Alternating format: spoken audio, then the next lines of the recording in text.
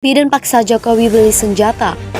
Next time, I hope we get to do it face to face like we used to when we travel through China. 我希望下次呢，就能够像以前一样，就是我到中国去访问的时候，能够亲自的面对面的跟您交谈。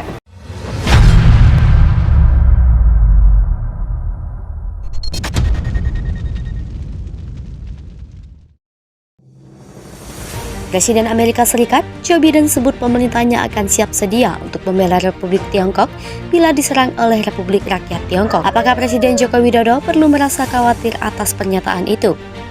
Terkadang, perubahan keputusan kerap terjadi di ujung. Bagaimana tidak?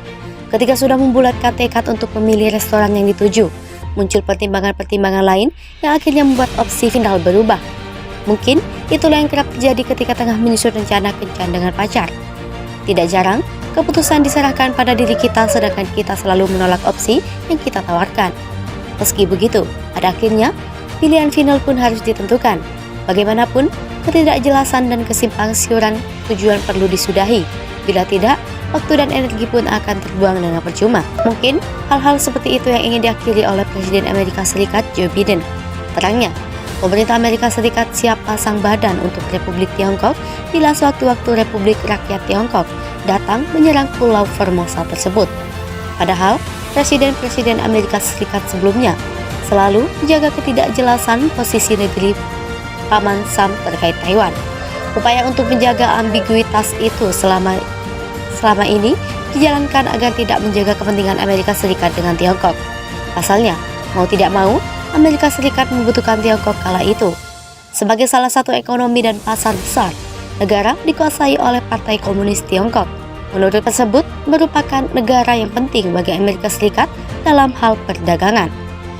Itulah mengapa Amerika Serikat terus menjaga kebijakan satu Tiongkok, yakni hanya mengakui RRT sebagai satu-satunya negara Tiongkok yang berdaulat yang telah diambilnya pada akhir dekade 1970-an.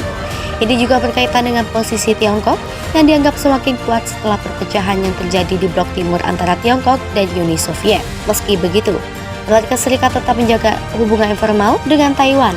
Namun, seiring berjalannya waktu, ketegangan geopolitik terjadi di selat Taiwan antara Tiongkok dan Taiwan. Ambiguitas strategis Amerika Serikat akhirnya mulai berubah di bawah Presiden Biden. Ini membuat banyak pengamat menilai konflik antara dua raksasa Amerika Serikat dan Tiongkok bisa saja meletus. Melihat situasi yang memanas di Selat Taiwan, apakah pemerintahan Joko Widodo di Indonesia perlu memulai merasa khawatir?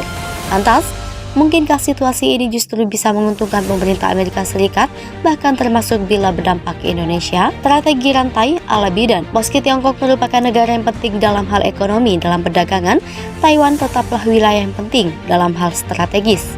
Setidaknya, pentingnya Pulau Formosa ini menjadi semakin signifikan di tengah ketegangan geopolitik yang semakin memanas di kawasan Indo-Pasifik. Kebangkitan Tiongkok di Indo-Pasifik memunculkan kekhawatiran. Bila tidak dibendung, bukan tidak mungkin arsitektur keamanan yang sudah eksis sejak lama akan berubah. Hal paling nyata terlihat dari bagaimana Tiongkok terus meningkatkan pengaruhnya di Laut Cina Selatan. Padahal, terdapat negara-negara lain di Asia Tenggara yang turut mengklaim sebagian wilayah LCS. Inilah mengapa diperlukan serangkaian strategi keamanan berdasarkan situasi dan kondisi geografis guna menghalau Tiongkok. Untungnya, Amerika Serikat sudah memiliki strategi demikian sejak era Perang Dingin. Strategi itu adalah strategi rantai pulau.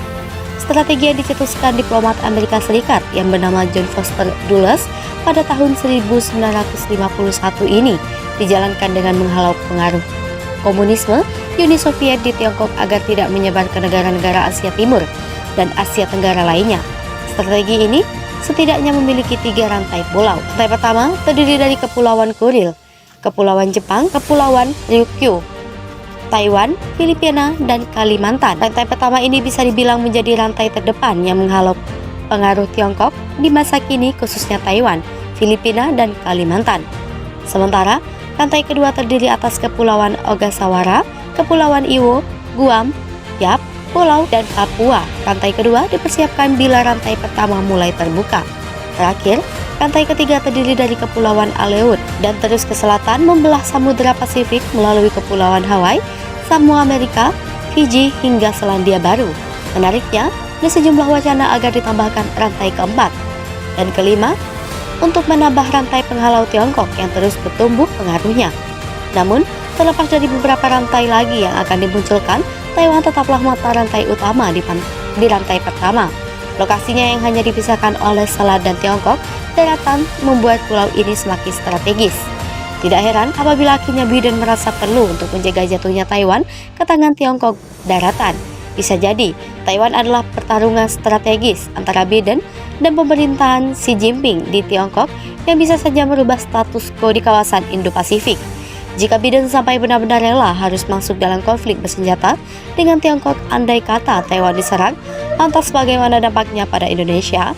Apalagi seperti yang diketahui, pemerintah Jokowi kerap mempertahankan posisinya untuk tidak memilih salah satu kutub kekuatan antara Amerika Serikat dan Tiongkok. Jokowi terjebak keinginan Biden. Menariknya, mengingat geopolitik adalah politik yang didasarkan pada kondisi dan situasi geografis, sudah hampir pasti konflik di Selat Taiwan akan berdampak pada Asia Tenggara termasuk Indonesia. Dengan ancaman keamanannya yang meningkat, sudah hampir pasti pemerintahan Jokowi akan turut berespons. Respons keamanan yang jelas akan muncul adalah peningkatan kekuatan masing-masing negara, khususnya kekuatan militer. Bagaimanapun, seperti yang dijelaskan George Mearsheimer dalam bukunya The Tragedy of Great Power Politicus, situasi anarki dalam politik internasional membuat negara-negara berfokus menguatkan diri agar tidak merasa terancam. Bila ancaman keamanan menjadi semakin nyata, bukan tidak mungkin kompleks keamanan kawasan terbentuk, membuat negara-negara yang ada di kawasan tersebut turut terpengaruhi secara keamanan. Alhasil, akan ada semacam armamen, yang mana nantinya negara-negara akan saling merasa terancam. Semakin insecure kawasan tersebut, semakin banyak senjata dan kekuatan militer yang dibutuhkan. Solusinya pun adalah dengan menciptakan atau membeli senjata dari negara-negara produsennya, dalam hal ini Amerika Serikat. Lagi-lagi pada ujungnya, bisnis senjatalah yang akan mendapatkan dan kecipratan cuan dari adanya situasi tidak aman di kawasan Indo-Pasifik, khususnya Asia Tenggara dan Asia Pasifik secara lebih luas. Dengan situasi tegang tanpa konflik saja, pemerintahan Jokowi sudah berkali-kali menyatakan ketertarikannya untuk berbelanja alat utama sistem pertahanan dari negeri Paman Sam bila perang meletus. Indonesia bisa membutuhkan lebih banyak karena bagaimanapun harus bisa mempertahankan diri bila ada skenario terburuk. Seperti menjelaskan George Calvo Rufanyes dalam tulisannya yang berjudul No Business Without Enemies. Bisnis senjata membutuhkan konflik yang membara, dan bukan tidak mungkin ini untuk kepentingan strategis pemerintah Amerika Serikat untuk menjual senjata-senjata yang mereka produksi. Countering America's Adversaries Through Sanctions misalnya merupakan undang-undang yang menghalangi negara-negara untuk membeli senjata dari Rusia yang mana sempat menjadi calon rekan bisnis senjata Indonesia. Alhasil, Amerika Serikatlah atau setidaknya negara-negara barat lainnya yang akhirnya menjadi penjual utama di pasar alutsista. Pada intinya, terlepas dari kepentingan strategis Amerika Serikat di Taiwan, bukan tidak mungkin Indonesia lah yang malah turut terjebak dalam tensi geopolitik, termasuk andai kata dalam konflik yang terjadi, yakni pembelian senjata dari Amerika Serikat. Alhasil, layaknya menentukan restoran mana yang akan dituju, pilihan finalnya pun tetap akan sama saja, yakni negeri Paman Sam.